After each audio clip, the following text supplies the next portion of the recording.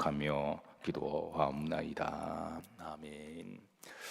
자, 우리는 지난번 말씀에 여호와께 감사하라, 감사해야 될 이유 네 가지를 살폈습니다. 우리 다시 한번 리마인드를 하십니다. 첫 번째, 그는 선하시기 때문에. 두 번째입니다, 그의 인자심이 영원하시기 때문에. 세 번째, 고통 중에 나를 돌보시기 때문에.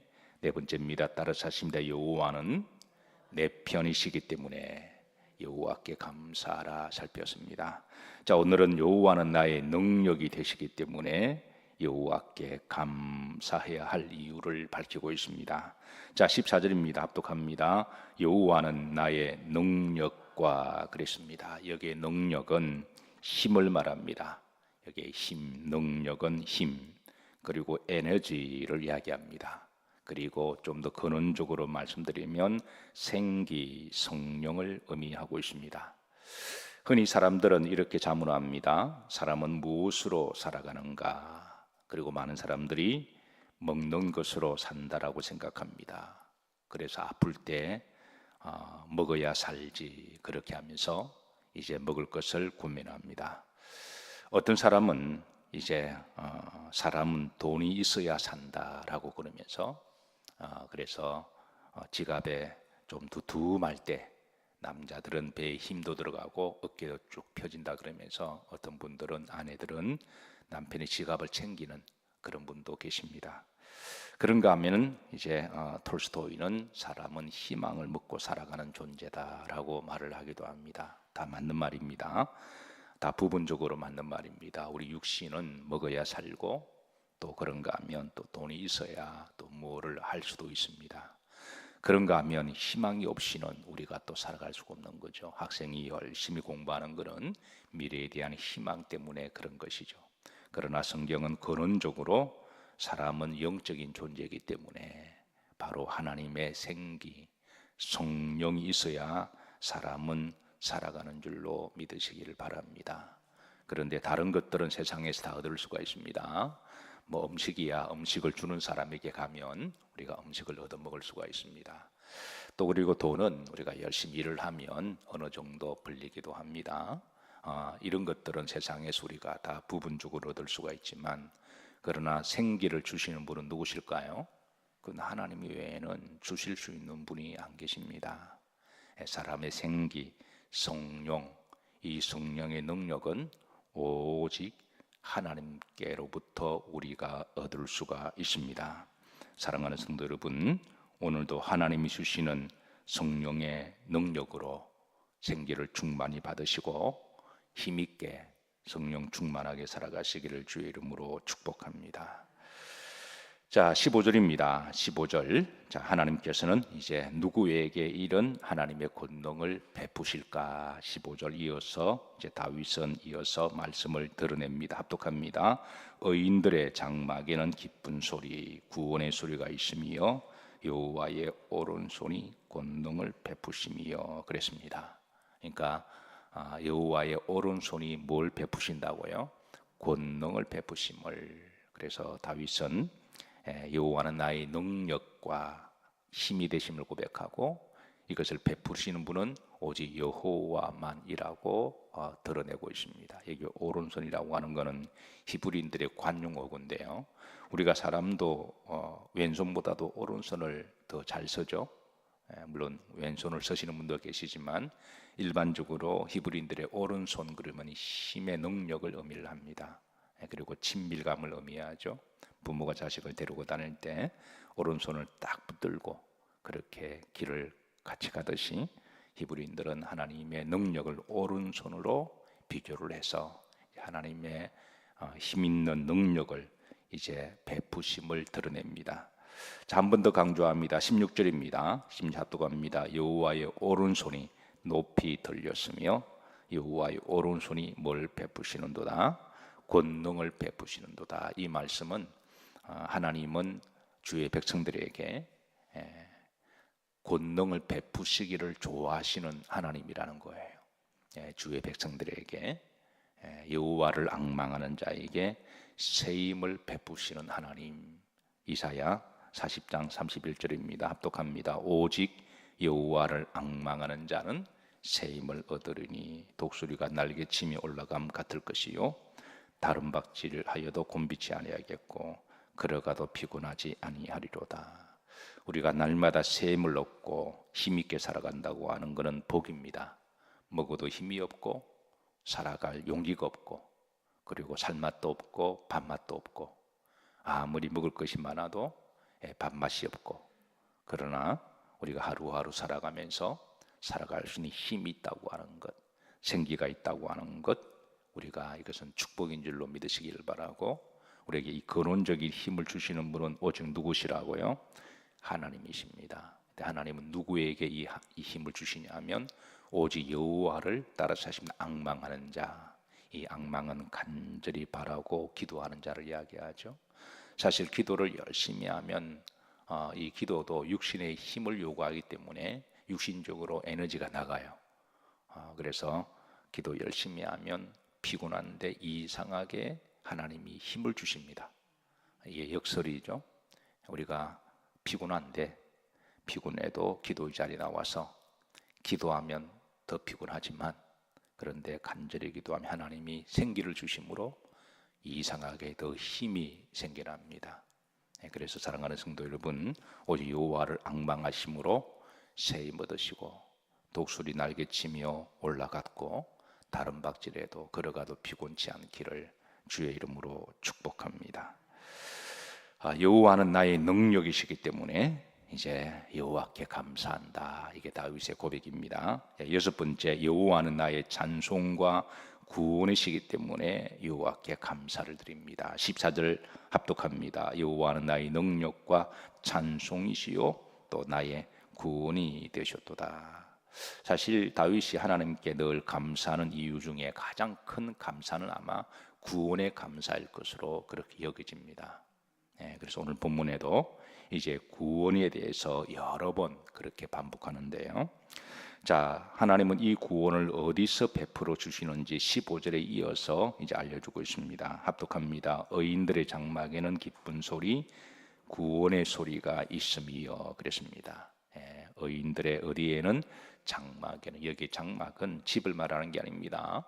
여기 장막은 바로 하나님의 성전을 의미하고 있습니다. 하나님은 어디에서 구원을 주시느냐? 하나님의 성전에서 구원을 주십니다. 성전의 소리는 하나님을 만나고 성전에서 예수 그리스도를 만나서 복음의 비밀을 알죠. 그래서 제가 늘 강조하지만 성도들은 성전의 복이 있어야 돼요. 목회자의 최고의 큰 복은 저는 성전의 복이라고 믿습니다. 그래서 성도들은 성전을 귀히 여겨야 되고 성전을 사랑하고 또 성전의 사명을 잘 감당할 때 하나님 거기에서 복을 주십니다. 만약에 목회자가 교회를 소중히 여기지 않는다면 그것 스스로 목회의 복을 차는 것과 마찬가지입니다. 지난 3년 동안에 코로나가 한번 전 세계를 싹 휩쓸고 지나가면서 정말 성전을 사랑하는 성도와 그렇지 않는 성도가 좀 갈린 것 같아요. 정말 성전을 사랑하는 목회자와 그렇지 않는 목회자와 갈린 것 같아요. 그러나 시대는 흘러가지고 그러나 언젠가는 또 다시 하나님이 또 회복하게 하실 때 정말 그때 하나님 한번 싹 걸러보시고 정말 성전을 사랑하는 이들에게는 성전의 복을 주시고 그리고 성전을 사랑하는 목회자에게는 성전의 교회의 복을 주셔서 거기에서 이제 구원의 소리, 기쁜 소리가 나게 하시고 즐거움의 소리가 나게 하시고 하나님 예비하신 복을 누리게 될 줄로 믿으시기를 주의 이름으로 축복합니다. 자, 21절입니다. 21절 다시 한번 이렇게 고백합니다. 합독합니다. 주께서 내게 응답하시고 나의 구원이 되셨으니 내가 주께 감사하리이다. 주께서 성전에서 내게 뭐하시고 응답하시고 성도들은 교회에서 응답 받으셔야 돼요. 교회에서 기도하시고 하나님의 때가 되실 때 응답하시고 그리고 다시 한번 다윗은 고백합니다. 나의 구원이 되셨으니 내가 주께 감사하리이다. 우리 그리스도인들은 늘 구원을 귀히 여기고 또 구원에 감사하는 성도가 되어야 합니다. 자, 7번째입니다. 자, 감사될 이유. 여호와는 용서하시는 하나님이시기 때문에 그렇습니다. 18절입니다. 합독합니다. 여호와께서 나를 심히 경책하셔서도 죽음에는 넘기지 아니하시고, 여기 심히 경책하셔서도, 이 말은 다윗이 어느 시에 아주 큰 잘못을 했다는 걸 말합니다. 우리가 그 잘못이 뭔지는 알고 있습니다. 그 이제 우리 아내 바세바와 부적절한 관계를 맺은 거죠. 그리고 의도적으로 이제 우리아를 최전방에 가서 죽게 만들어서, 이걸 미필적 고의살인이라고 이야기하죠. 그리고 또 여러 번 거짓말하고, 이런 것들은 정말 하나님 앞에 큰 죄를 지은 겁니다. 또 그 외에도 모르죠. 또 다윗이 살아가면서 또 어떤 죄를 지었는지, 어떤 성경에 드러난 큰 죄는 그런 죄인데, 그래서 이거로 말미암아 하나님께 심히 경책을 당했습니다. 그러나 중요한 것은 어디에는 넘기지 않으셨도다 죽음에는, 이 말은 하나님이 용서하셨다는 거예요. 자기가 한때 큰 죄를 지었지만, 그래서 크게 야단을 맞기도 했지만, 그러나 하나님이 이를 용서하셨다. 여기에 죽음은 궁극적으로 지옥을 의미를 하고 있습니다.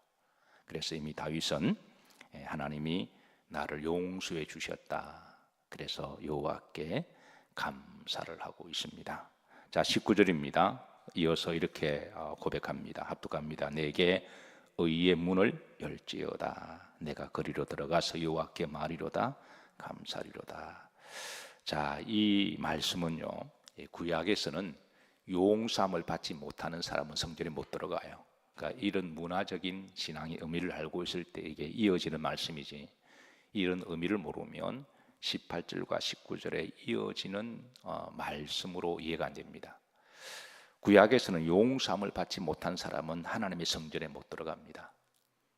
그건 누가 들어갈 수 있느냐? 돈이 없어도 들어가고, 그리고 병들어도 들어가고, 가난해도 들어가지만, 그러나 용서함을 받지 못하는 사람은 성전에 못 들어가요.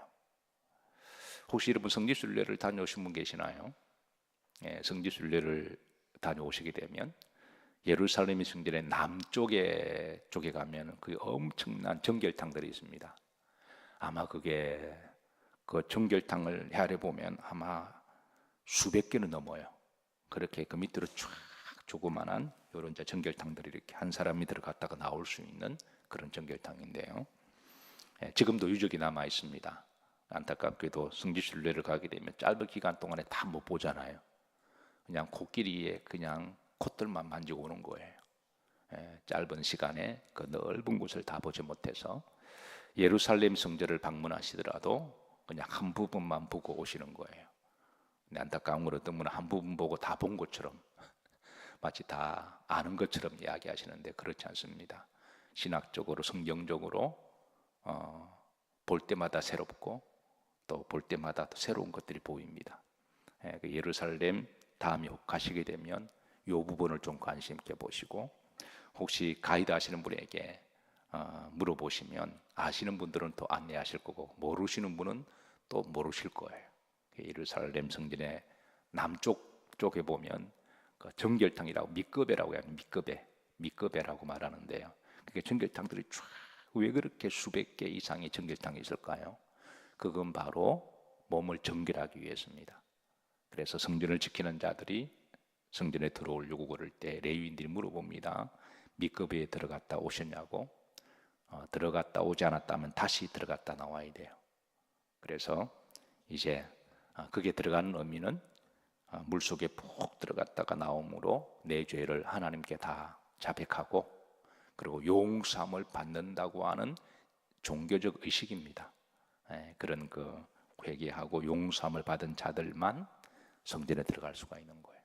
그러니까 다윗이 그동안 하나님 앞에 죄를 범했을 때는 그런 사실은 성전에 들어갈 수 없는, 용서받지 못한 자의 그런 상태입니다. 그런데 하나님이 나를 용서해 주셨기 때문에 이제는 의의 문이 용서받은 자들이 들어갈 수 있는, 의인들이 들어갈 수 있는 문이 이렇게 활짝 열렸다는 거예요. 자, 그런 기쁨과 담대함을 가지고 용서함을 받은 자가 가질 수 있는 담대함, 성전에 들어갈 수 있는 은혜, 그게 19절입니다. 이게 보면 얼마나 당당하고 자랑스러운지 몰라요. 내게 의의 문들을 열지어다. 이게 이제 당당하게 들어갈 수 있는 거예요. 여러분들이 성전에 당당하게 들어올 수 있는 것은 누구 때문에 들어올 수 있는 것이죠? 예수 그리스도 때문에. 그래서 히브리서 사도는 말하기를 예수 그리스도의 보혈로 말미암아 우리가 성전에 들어갈 담력을 얻었나니 그러잖아요. 휘장을 열어주심으로 우리가 담대하게. 그렇지 못하고는 우리가 죄인들이 또 마귀의 자녀들이 죄 용서함을 받지 못했을 때 감히 성전에 들어오지 못하는 거죠. 우리가 머리를 들고 성전에 이렇게 당당하게 들어올 수 있는 것은 바로 이런 예수 그리스도의 복음의 비밀을 용서함을 받은 자의 비밀을 아는 자들이 이제 당당하게 들어오시면 되고, 뭐 이것저것 모르는 사람들이 뭐 그냥 교회에 아무나 들어가는데 이렇게 들어온들 하나님이 그렇게 영적으로 그 비밀을 알지 못하는 사람들을 그건 이제 들어올 수는 있지만 그러나 들어와서 빨리 복음의 비밀을 하셔야 됩니다. 누구나 교회는 들어올 수 있지만 교회 들어온다고 다 천국 가는 건 아닙니다. 누구나 들어와서 반드시 어느 시점에 복음의 비밀을 하셔야 돼요. 그걸 알도록 여러분들이 도와주셔야 되고, 지금은 활짝 열려 있으니까 그래서 우리가 열심히 전도하고 전도해서 교회에 앉혀놓는 것까지 성공했으면 그걸로 끝나는 게 아닙니다. 그 사람을 앉혀놓았으면 이 사람이 인격적으로 개인적으로 이 복음의 비밀을 알도록 거듭나고 하나님을 만나고 체험할 수 있도록 도와주셔야 돼요. 그래야 할 때 나중에는 이제 정말 당당하게 의의 문들이 열릴지어다. 내가 거리로 들어가서 여호와께 말이로다 감사리로다. 그리고 다시 한번 20절입니다. 합독합니다. 이는 누구의 문이라? 여호와의 문이라. 의의 문들은 곧 의인들이 들어갈 수 있는 문, 곧 성전에 들어가는 문을 의미를 합니다. 의인들아, 죄 용서함을 받은 자들의 호칭이죠. 의인들아, 의리로 들어갈지어다. 거리로 들어가서 성전에서 하나님께 예배드림이 귀하고 복된 일이며 거룩한 일이며 가치 있는 일입니다. 이 복음의 비밀을 아시고 오늘도 다윗의 고백처럼 여호와께 감사하시는, 여호와는 나에게 뭘 주시는 하나님이시다. 힘을 주시는, 생기를 주시는 하나님이시다. 오늘 여러분 열심히 기도하시고 여호와를 앙망하심으로 오늘을 넉넉히 살아갈 수 있는 새 힘, 생기를 여러분 얻으시기를 주 이름으로 축복하며, 또 우리의 모든 죄를 용서해 주신 하나님 은혜를 늘 감사하시고, 그리고 늘 우리를 구원해 주시는 그 은혜를 잊지 마시고 오늘도 범사에 감사하시고 행복하고 즐거운 한 날이 되시기를 주의 이름으로